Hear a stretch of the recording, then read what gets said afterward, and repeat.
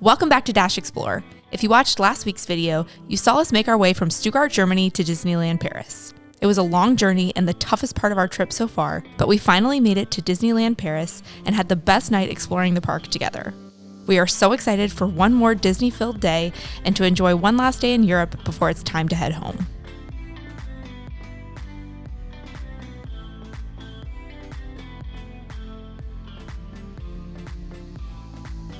Since we were staying on Disney property, we had access to their extra magic hours, meaning we could get into the park an hour before all the other guests. Good morning from Disneyland Paris. It is just before 8 o'clock on our last day in Europe. We didn't get a lot of sleep, thanks to somebody who was too excited to go to Disneyland today. That's okay. We're up, we're dressed, we are walking to the parks, and I think we're ready to have a good day. So let's go to Disneyland. We got up and going the next morning, but unfortunately, when we were about halfway to the park, we realized we had forgotten the baby carrier for Delaney back in our room. Forgot the baby carrier. Had to run back and get it. Although it was a huge pain in the butt and a terrible way to start our day, and I was so sweaty after running all the way back to our hotel in all of my cold weather gear, I'm so glad we went back for it because we used it all day long. Once we finally made it into the park, we headed straight for some of the attractions that usually had longer lines. All right, it was 8:37. We forgot the baby wear, but honestly, so far it's worth it, minus the fact that I'm so sweaty because I had to run all the way back to the hotel. But we made it into the park. We are waiting in line for Peter Pan's flight, and I think our little princess is excited. Are you excited? Yeah. Yeah. All right. Time for our first ride. Yay, bye. Our first ride was Peter Pan's flight, and it was a perfect way to start the day. Haley hadn't seen Peter Pan at this point, but it has become one of her favorite movies since we've gotten home, and she always talks about the ride when she watches it. Next, we did the Snow White ride, which felt similar to Peter Pan's flight, with the talking animatronics that retold the story. A lot of the things I had read online about the ride beforehand talked about how it was a pretty dark ride, and I have to agree that they really focused on all the scariest parts of the movie. Next, we rode Big Thunder Mountain, and I have to give Haley so many props for riding this ride. Delaney was too small to ride, so Andrew and Haley rode it together first. Is that fun, Haley? Yeah. It's so loud and fast and cold. Yeah, but I was scared of the dark. I know, it's kind of scary in there. We went so fast. And although I tried to get her to ride it with me again, I think once was more than enough for her. This attraction was so beautiful, and it was such a fun ride. I also don't think we've mentioned how crazy the fog was this morning. It gave everything this very spooky look to it, especially Big Thunder Mountain and Phantom Manor. At this point, we felt like we had accomplished enough rides for the morning, so we headed over to the Princess Pavilion so that Haley could finally meet a Disney princess. There was a line outside of the building, but we were fairly close to the front, so we thought that this meant we would meet her very soon. But boy, were we wrong. Okay, Haley, what are we waiting in line to do? Princesses! Yay! I think we're going now. Once we got inside, there was an even longer twisting line, and we ended up waiting in line for 2 hours before it was our turn. Although I spent most of our time in line thinking about how we were wasting our day, this was hands down Haley's favorite part of our whole trip, and she still regularly talks about this moment today.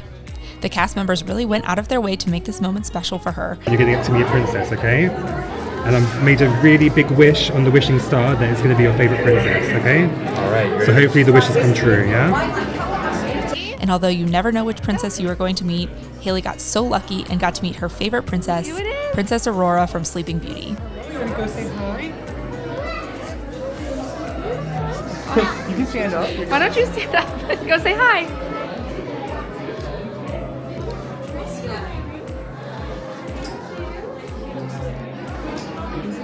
Yeah, why don't you go stand next to her, Haley? You don't have to sit. Why don't you? You can stand next to her. Can you go say hi? Tell her your name. Haley even had her Princess Aurora dress on too, and this whole exchange between the two was so sweet, and I'm just so happy that she got to have that experience. Next, we thought, what better way to follow up meeting a princess than to go to visit the dragon that lives under Sleeping Beauty's castle? This was definitely one of my favorite parts of the trip, especially because it had been closed for repair for a while before we visited, and I was so afraid I wouldn't get the chance to see it. The dragon snores for a while and then wakes up and growls, and it is so cool to see it in person.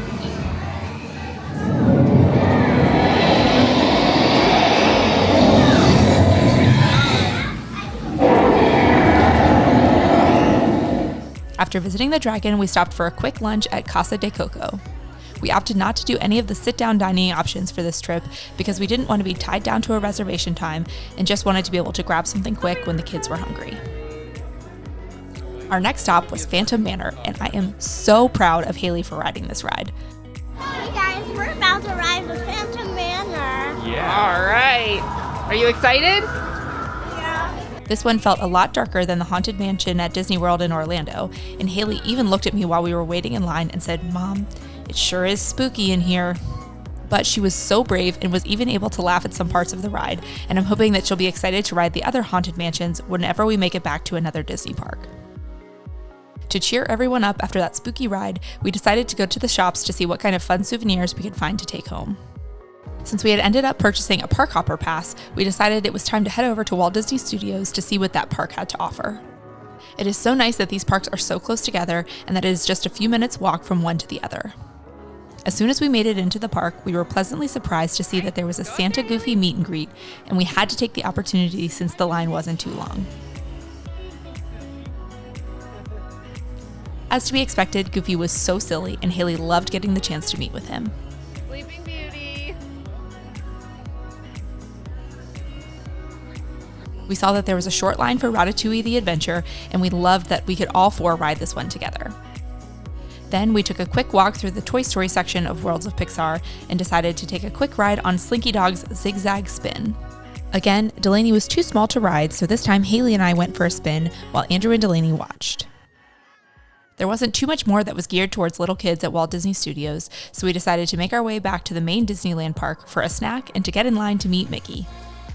Again, we waited another 2 hours in line to meet Mickey, but at least this line came with old Mickey and Friends cartoons that Haley had the best time watching.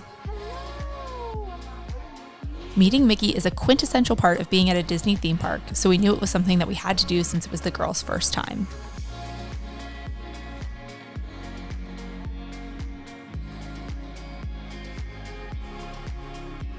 While we were waiting, the sun had set, and Andrew and I decided it was time for us to check something off of our Disneyland bucket list, Hyperspace Mountain. Just like in the morning, the spooky fog had rolled back in, and it added such a cool vibe to the rest of our evening in the park. We have so many fond memories of riding Space Mountain at Disney World together, and although we knew we wouldn't be able to ride this one together since we had the girls with us, we still really wanted to try this one to see how it compares. When we made it over to the ride, there was a single rider line available, and I was able to walk right onto the ride while Andrew waited with the girls. Okay, Hyperspace Mountain. So worth it. Single rider line, 5 minutes. So good. Once my ride was complete, I hurried back to Andrew and the girls so that he could have his turn. But for some reason, they had closed the single rider line by the time it was his turn, so he ended up having to wait 20 minutes before getting a chance to ride. While we waited, we walked around until Delaney went down for her nap, and then Haley and I had a blast reminiscing about all of the memories we had made that day and climbing all over the fake rocks. Hyperspace Mountain is much different than Space Mountain in Orlando and was way more intense right from the start. We both had a total blast and we're so glad we got a chance to ride. We knew the girls were starting to get tired, so we decided to do one last ride before starting to make our way back to the hotel. And we figured there was no better way to end our Europe trip than with one last carousel ride. Unfortunately, the wait ended up taking way longer than we thought, and Haley really needed to go to the bathroom by the time it was her turn, so it wasn't quite as enjoyable as we had hoped, but I did get the sweetest pictures of Delaney sleeping by the castle while we waited. After Haley's carousel ride, we realized we hadn't actually walked to the castle yet, and since that isn't something you can do in every Disney park, we knew we needed to take a quick walk around. The castle in this park is so beautiful, and it was so cool to be able to walk around inside and see all of the stained glass and story features they have inside.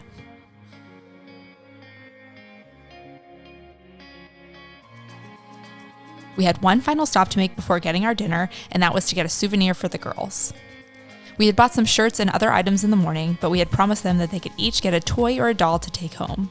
They each settled on a princess, and these dolls are still so loved today. At this point, we were too tired to make any more decisions, so we ended up enjoying one more hot dog from Casey's Corner before making our way back to the room. It was such a fun dinner to sit together as a family and talk about all the fun memories we had made during that day and over the course of our whole trip. Bye, Castle. Although this was the end of our trip and we were all so exhausted, we knew that we still had one more big day ahead of us to travel all the way back home. We did as much packing as we could while we got the girls to bed, and then settled in for one last night of sleep before heading home in the morning. Bye, Paris. We'll come back next year and see you. Blow the kiss. Bye, Paris. Taking our kids to Europe was such a big undertaking and one that we got a lot of skepticism about. There was a lot to organize and plan, but now that we've done it, I am just itching to take them back. Spending this time together as a family is something that we will never forget, and although the kids are still so young, this is hopefully the first of many big trips together, and that by starting young, it will only get easier as they get older and know what to expect on these trips. Thank you so much for watching today's video, and hopefully you've had a chance to check out all of our European travels. We have a lot of other fun trips planned for this year, so we hope that you will stick around to see where we go next. If you learned something or felt inspired to travel with your own family, we would appreciate it if you would give this video a like and if you could subscribe to our channel. That way you can follow us for more family travel tips and hopefully more travel inspiration in the future. You can also follow us on Instagram @Explore. Thank you again for watching, and we'll catch you in the next one.